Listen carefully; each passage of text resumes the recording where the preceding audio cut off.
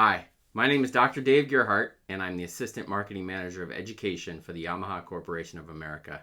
And I'm excited to be here today to talk about ESSER fundings.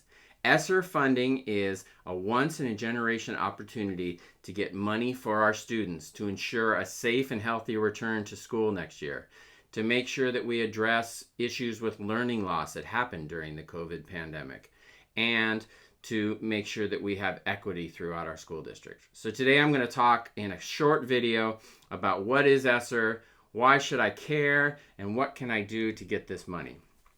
ESSER, and you don't have to worry about all these acronyms, but I just want to let you know what ESSER stands for. It's the Elementary and Secondary School Emergency Relief Fund, and it was part of the CARES Act, the SRSA Act, and the ARP Act that was passed through our federal government. This is once in a lifetime money.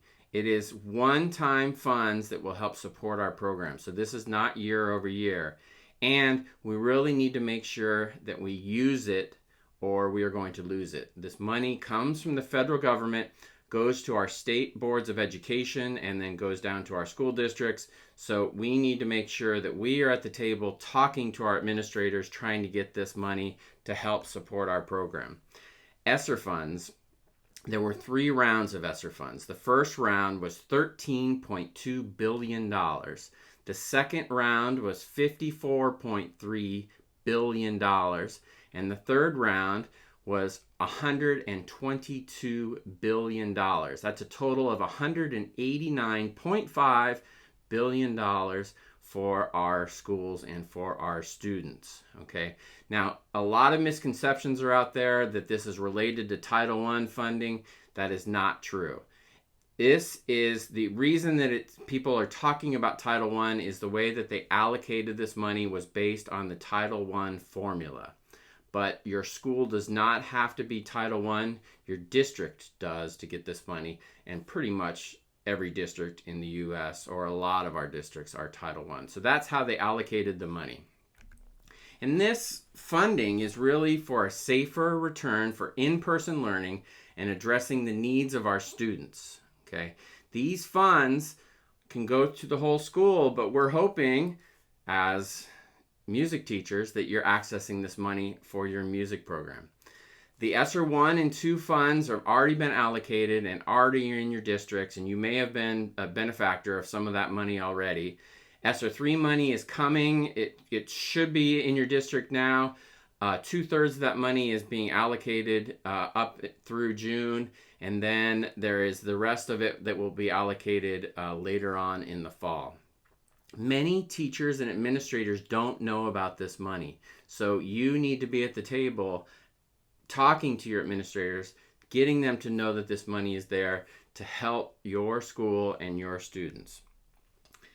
The people that are eligible for this are any public, charter, or nonprofit school. If you are a nonprofit school, you can also apply for what are called the EANS. So you can Google that and find out more about that. But you have this money in your district, and you can access it if you're one of those, okay? Teachers, you need to be involved in this process, and I'm going to say this multiple times through this video. Be involved in the process. Start talking to your administrators, and I'm going to show you some things that you can start to do. So the first thing is you got to do your homework. You have to go to Google and start looking up the how much money your district got. So the easiest way to do that is to go to Google, type in the name of your state, Department of Education, and then I would start with ESSER 3. And you can start to see this is all public information because this is coming from the federal government. So you can go and find out exactly what your district is getting. So you have that information. A lot of Department of Educations also have an Excel document that shows down to the dollar what your district is accessing. So how can you start to access this money? Well, you've got to align your program needs with what they call the allowable uses. And there are 15 allowable uses in the ESSER law. And so I'm going to go through some of them. I'm not going to go through all of them. But the first one is any activity authorized by ESEA.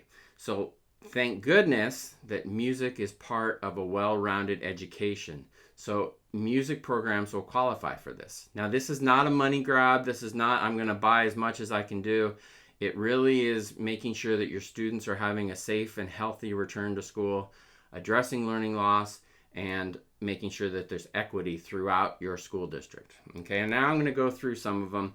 Number 5 is developing and implementing procedures and systems to improve the preparedness and response efforts of your local education agency, which is your school district. So what does this mean? It means instruments. It means mouthpieces so that students are not sharing. A great example of this is if you are in a middle school program and you have 3 ensembles, but only 1 tuba, the students can't share that instrument. So to make sure that we are having a safe and healthy return, use this money to try and get additional tubas or additional mouthpieces so that students aren't sharing these things. If you're a general music teacher, that could mean getting recorders for the entire school so that the students have access to music and are not sharing instruments. This also includes bell covers, masks for the ensemble members or for vocalists, so all those things. Number 7 is purchasing supplies to sanitize and clean your facilities. So this could obviously mean hand sanitizers, disinfectant wipes.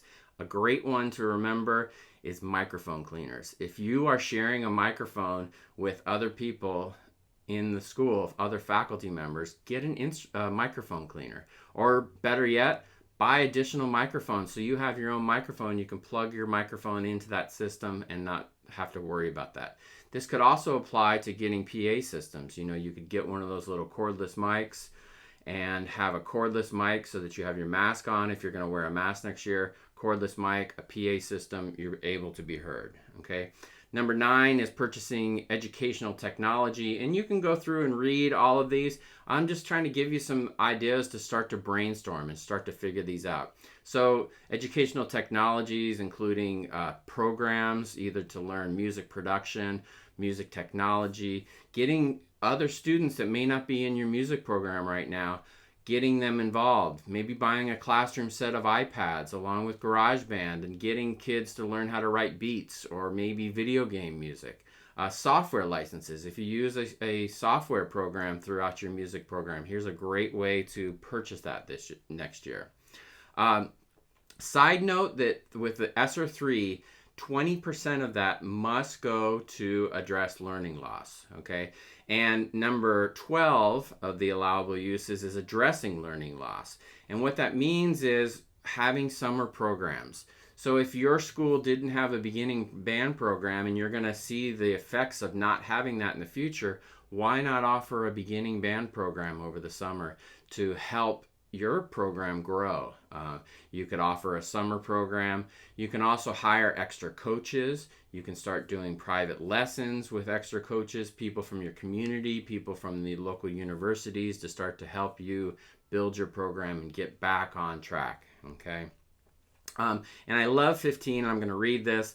Other activities that are necessary to maintain the operation and continuity of services. That's basically like on a job application and you read the job description. At the end of it, it says other duties as assigned. So this can fit into, you can start to fit things into this category that wouldn't fit into other categories. You know, staffing music educators, articulation periods so that you can go out and recruit for your program, materials to accommodate social distancing, media carts so that you're not sharing instruments from classroom to classroom, sound systems, all those different things. And we've seen a ton of programs across the U.S. get instruments based on this ESSER funds. So the 3 things I want to leave you with are, number 1, you've got to go out and do your homework. Google your state Department of Education, ESSER 3, download those documents. Find out how much money you have through your district. Then, number 2, come up with a plan. Don't just go to your administrator and say, there's all this money, I want it for my program. Have a plan. Does that mean that you're going to purchase extra instruments so that students aren't sharing? Do you need tape for the classroom to mark off social distancing spaces? Do you need instrument bell covers? You have that plan. You go to your administrator and you ask them, how can I use these ESSER funds to make sure I have a safe and healthy return to the school year. I have addressed summer learning loss. And number 3, the equity, making sure that your district and your school is equitable across all the different districts. So that's it. ESSER, a lot of money out there. Be part of the plan and help get the money for your school to ensure that our students are safe in the coming year. Thanks so much.